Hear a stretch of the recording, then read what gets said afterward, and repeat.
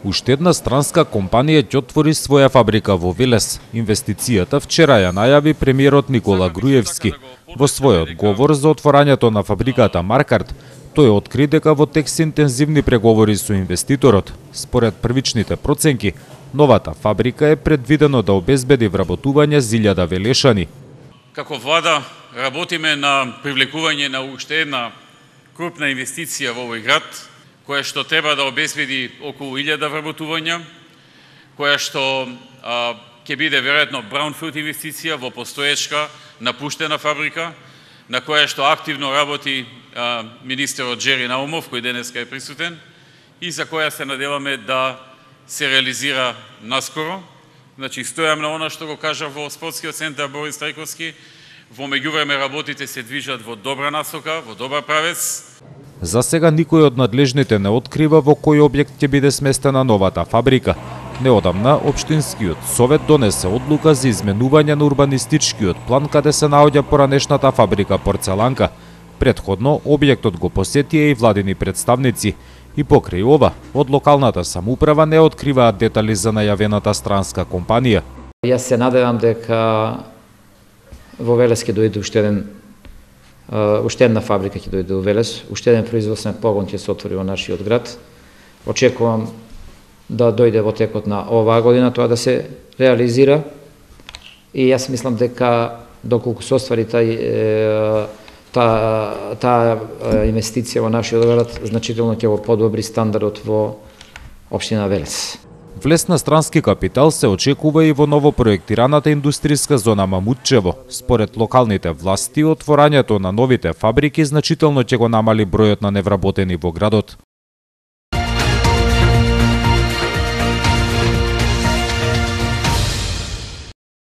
Најпознатата интернет мрежа Google ги објави фотографиите од Велес.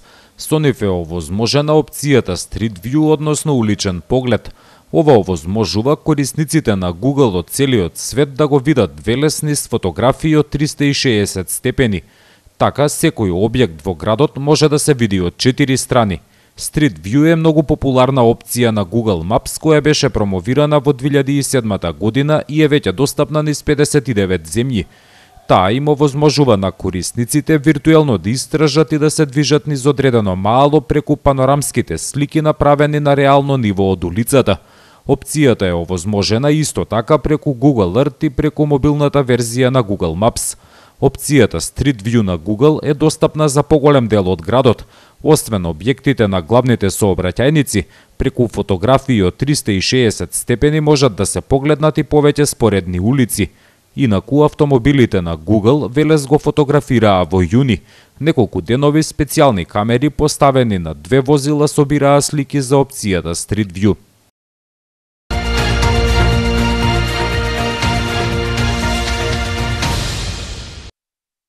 Стапи на сила новиот времен режим на сообраќај во градот. Поради одржување на манифестацијата Петијада, мора да се промени нормалниот тек на движење на моторните возила. Зафатот е доста обемен. Делот од улицата Благој Ѓорев одавона до новата црква Свети Кирил и Методи пред гимназијата е целосно затворен. Нема сообраќај и на улицата пред Евана и на уште неколку помали правци во околината. Најголемо оптоварување на сообраќајот затоа има на улицата Алексо Демниевски пред спортската сала Гемиџи. Од денеска таму се вози во двата правци. Двонасочна е и улицата од Пошта до Новиот театар. Полицијата цело време е на терен. Возачите добиваат насоки и укажувања од нив. Сепак најголема гужва се очекува во сабота, тогаш треба да пристигнат најмногу посетители на Петијадата од останатите градови. За да не настанат проблеми, надлежните направиле и план за паркирање на автомобилите. Во секое доваѓање на сите влезови во Велес, секој автомобил ќе биде културно запран, ќе му биде доставена шемата, што ја може да ја видите, каде што се одбележени паркинг просторите. Пред сите паркинг простори ќе има редари, кои што во моментот ќе ги одведуваат до местата кај што треба да ги паркираат луѓето автомобилите. Тоа значи дека дворот на гимназијата од задната страна ќе биде апсолутно искористен, паркинг просторот на Евана исто така ќе биде искористен, паркинг просторот пред општинската зграда ќе биде максимално искористен, паркинг просторите низ градот се бележани. Денеска градоначалникот упати апел до Велешани да се воздржат од користење на моторните возила во наредните неколку дена. Овој сообраќајен режим ќе биде на сила до понеделник.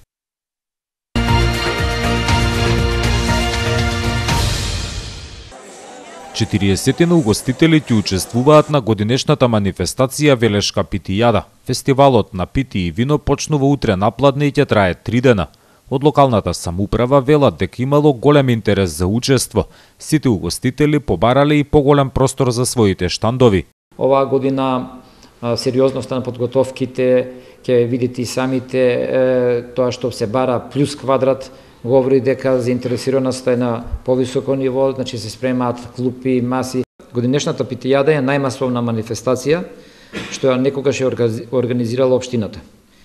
3 дена угостителите неуморно ќе работат да ги пречекаат сите гости што ќе го посетат Велес за време на викендот на 9, 10 и 11 октомври. Покрај питата и виното ќе ги почестиме и со одлична музичка програма. 20 на музичари ќе ги забавуваат гостите на Велешката питијада. Забавата треба да кулминира во сабота вечер со настапот на групата Парни Балјак. Угостителите се обврзале да имаат и единствени цени за велешкиот специјалитет. Цените се и минатогодишните. Тоа е договорено. Стручната наша служба која е задолжена за организацијата на целокупната манифестација сме поделени по сектори. Преговара и се договорија со производителите на питите. Они дадоа ветување дека оваа година ќе бидат многу поквалитетни питите. Ние да нагласиме дека минатата година имаше многу квалитетни питите. Меѓутоа имаше некои што потврдија во квалитетот и тоа треба да бидеме реални да го кажеме. 12-та година поред се одржува Велешката питијада и покрај најавите за врнежи од дожд, организаторите очекуваат голема посетеност.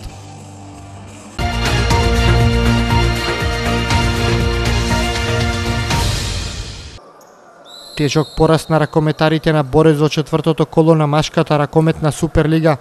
Пред околу 1500 гледачи во спортската сала Гемиџии загубија од Вардар Јуниор со убедливи 16 голови разлика.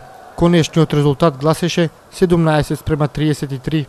Гостите беа подобри во секој сегмент на вчерашниот натпревар. Водството го превземаа уште на стартот, многу брзо направија предност од 10:3, а на полувреме резултатот гласеше 14:6. Во вториот дел, предноста на Вардар Јуниор само се зголемуваше за конечни 16 голови разлика. Кај Борец, Димитар Икономов, Сашко Трчков, Ивица Лазарески и Дарко Јанев со по 3 постигнати голови беа најпрецизни на средбата. Во екипата на Вардар Јуниор, Владо Недановски, Бобан Андовски и Владко Јовчевски постигнаа по 5, а Филип Чурлевски и Мартин Манасков реализираа по 4 пати. Во наредното коло, градскиот ракометен клуб Борец гостува во Скопје кај екипата на Работнички.